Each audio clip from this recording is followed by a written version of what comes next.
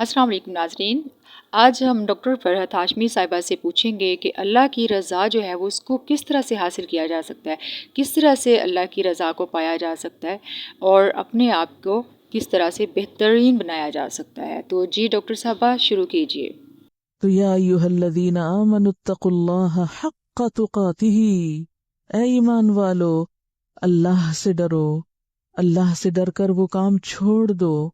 وہ رویے چھوڑ دو، وہ باتیں چھوڑ دو جو اللہ کو پسند نہیں۔ ہم سب جانتے ہیں کہ یہ دنیا امتحان کی دنیا ہے، ہر لمحے ہمیں آزمایا جا رہا ہے، اور سب بے سے شک، بڑی آزمائش کیا ہے کہ ہم اپنے وقت کو استعمال کیسے کر رہے ہیں۔ صرف بات جائز اور ناجائز، حلال اور حرام ہی کی نہیں، اپنی ساری زندگی کے اوقات اور لمحات کے بہتر استعمال کی ہے یا بھرپور استعمال کی ہے، کہ ہم جی ان بالکل، اوقات کو کتنا اور کیسے استعمال کر رہے ہیں۔ یعنی گناہ صرف یہ نہیں کہ آپ یہ سمجھیں کہ میں اس وقت جھوٹ نہیں بول رہی یا میں اس وقت کوئی غلط کام نہیں کر رہی تو میں ٹھیک ہوں۔ نہیں، اگر آپ جھوٹ نہیں بول رہے، غلط کام نہیں کوئی بھی کر رہے، اور آپ اس جرم کا ارتکاب کر رہے ہیں کہ کچھ بھی نہیں کر رہے، محض سستی سے کام لے رہے ہیں، محض لیٹے ہوئے ہیں،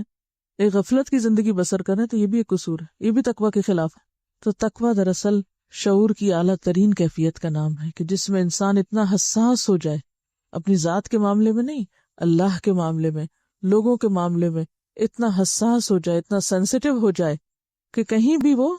اللہ کی نافرمانی کا کام نہ کرے یا بندوں کو ستانے والا کام نہ کرے۔ جزاک اللہ خیر ڈاکٹر صاحبہ، بہت شکریہ۔